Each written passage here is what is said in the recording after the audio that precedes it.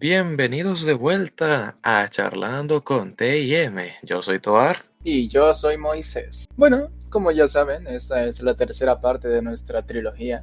El tercer video, el último, el final. Claro, el pasado, el video más duro de todos, el más denso, el que más información tiene, sería el plato principal, digámoslo así. Y esto ya es un poco más ligero, ¿no? Un postre. Sin embargo, los postres tienen la fama de ser dulces y este va a ser un poco amargo, digamos, ya que pues vamos a hacer reflexiones, dar un poco nuestra opinión y unos comentarios, ¿no? De lo que fue este periodo de guerra, de lo que fue para los autores, ¿no? O sea, el sufrimiento que sufrió no solo los autores, sino el pueblo salvadoreño en ese tiempo. Y claro, al final, una invitación, ¿no? A que te animes a descubrir más sobre la cultura salvadoreña, que tiene mucho que dar, como te informaste en el video pasado. Tiene bastante nivel, digámoslo así. Bueno, retomando que estábamos diciendo en el video anterior, al final, el pueblo salvadoreño es oscura, desgarradora, llena de dolor, y quienes se dignaban a hablar por el pueblo, en muchos casos, eran silenciados de la manera más brutal. Es cierto que algunos de una forma un poco más justificada el castigo, pero no la forma en la que fueron castigados en lo absoluto. Exactamente. Por ejemplo, Alfonso Hernández, quien peleó directamente para el FMLN. Es cierto que él buscó de forma más directa su final, pero tampoco era necesario que acabara decapitado. Exactamente, es decir, pueden ser unos años en cárcel, puede ser exiliarlo como fueron con otros, algo no tan violento, algo no tan brutal. Pero claro, también tenemos que saber, ¿no? Que lo que buscaban era influir miedo, es decir, atemorizar al pueblo para que no se levantaran, para que no dijeran lo que pensaban, para que no dieran su opinión, para que no pudieran hacer nada, para que estuvieran amordazados por el miedo. Sí, bueno, pero también es de recordar, ¿no? Al final estamos hablando de la década de los 80, una época en la que los derechos humanos eran básicamente un sueño. Y pues bueno, aquí podemos ver lo que es la brutalidad humana si no se le pone límites. Agradezcamos que actualmente ya estas cosas no pasan, al menos no en exceso, porque es cierto que hay mentes todavía bastante enfermas que se quedaron mucho en el pasado y con ideas demasiado erradas. Bueno, también quisiera agregar sobre esto mismo, que en general ya no solo literatura, el propio arte salvadoreño casi que podría entrar como todo en una generación del olvido, así como lo que fueron estos autores que al final se llamaron así, generación del olvido, porque están quedando en el olvido de una cultura que fue silenciada, que fue callada. Claro que sí, ese es un punto muy importante el que has tocado, ya que ten en cuenta que no por nada es la generación olvidada, es decir, todos fueron silenciados a modo de que se olvidara su existencia y no solo se olvidaran de ellos, sino de sus ideales, de sus sentimientos, de lo que plasmaban y de lo que hacían en las personas. Porque, por ejemplo, cuando alguien se pone a hablar de un tema inspirador, te inspira, ¿no? Es decir, cuando alguien se pone a hablar de paz, tú quieres paz. Cuando ves que alguien está buscando algo y está dispuesto a hablar por todos, te animas a hablar con él. Correcto, al final ese mismo hecho fue lo que hizo que los cayeran, el mismo hecho de que movieran gente, que hubiera gente que los siguiera. Pero como te mencionaba, casi que toda la cultura salvadoreña podría ser una generación olvidada por el hecho de que actualmente todo el mundo está tan pendiente de lo que pasa afuera, que dicen Hollywood, que dicen la industria musical, europea, estadounidense, asiática. Te pones a pensar, ¿cuándo escuchas a alguien hablando de algún músico salvadoreño, algún pintor salvadoreño, algún escritor salvadoreño actual?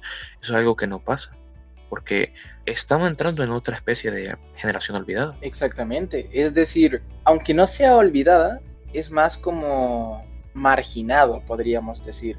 Todo el talento, toda la cultura salvadoreña está siendo brutalmente marginada. Podríamos decir más que marginada, podría ser una generación ignorada, una cultura ignorada. Y esto no es algo que le pasa en realidad solo a los salvadoreños.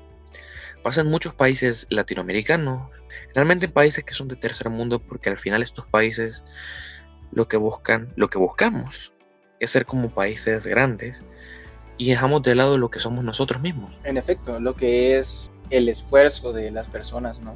Que están en nuestro país, el talento salvadoreño no se apoya, por ejemplo, digamos, este es un tema más o menos no tan relacionado a la literatura, pero podría ser el fútbol, ¿no?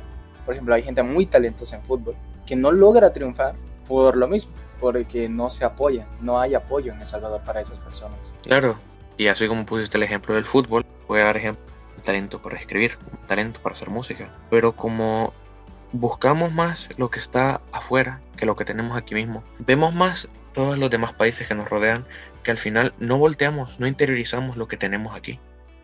Y eso es algo que he aprendido también analizando cuando personas de fuera conocen de El Salvador, porque lo ven y se enamoran del país, de su cultura, de todo lo que irradia. Entonces yo me quedo pensando, si un europeo, un estadounidense, un canadiense, un asiático viene a El Salvador y se enamora de él, ¿por qué los propios salvadoreños no podemos hacer eso? O sea, imagínate, ¿qué pasaría si explotáramos todo este talento, toda esta cultura? Si la transmitiéramos a otros países, en vez de llenarnos de otra cultura. Claro, desde luego, podríamos volver a épocas más doradas de El Salvador, pon de Centroamérica. Pero actualmente somos casi que un país más del montón de los que quieren ser como Estados Unidos, por ponerte un ejemplo. La verdad es que esto me entristece mucho, porque al final nosotros mismos somos los que nos estamos frenando. Y no solo por eso, sino también imagínate las oportunidades que perdemos, ¿no? O sea, por ejemplo, es decir, esto de la literatura, de que sea marginado, no solo conlleva a unos libros que no se leen, sino también a una historia que no se conoce. Un pensamiento que no se transmite, una emoción que no se siente. Exactamente. Al final, cuando alguien escribe algo, cuando alguien hace una canción, cuando alguien dibuja algo, lo que está dejando es una parte de sí, está dejando un pedazo de él mismo plasmado en eso, y al ignorarlo simplemente lo estamos dejando en el olvido. Por eso quiero que todos los que nos están escuchando, todos los que están viendo este video, reflexionen un poco y intenten ver un poco más hacia adentro de lo que tienen en su propio país, porque investigando, leyendo y conociendo de estas historias quedamos bastante fascinados con todo lo que nos hablaba la historia de nuestro país, y seguramente nuestro país sigue hablando así, pero repito, está siendo ignorado. Es decir, se animen, ¿no?, a descubrir lo que está oculto en nuestro país, que es cultura, nuestras virtudes marginadas. Al final, en lugar de intentar explorar nuevas fronteras, hay que trazar bien las nuestras. Bueno, hasta aquí llegamos, concluimos con otro video más, el último hablando de este tema tan interesante, tan lleno de historia, una historia muy trágica lastimosamente. Bueno, espero que hayan disfrutado esta charla con nosotros. Nosotros seguiremos charlando. Yo soy Tobar. Y yo soy Moisés. Hasta la próxima.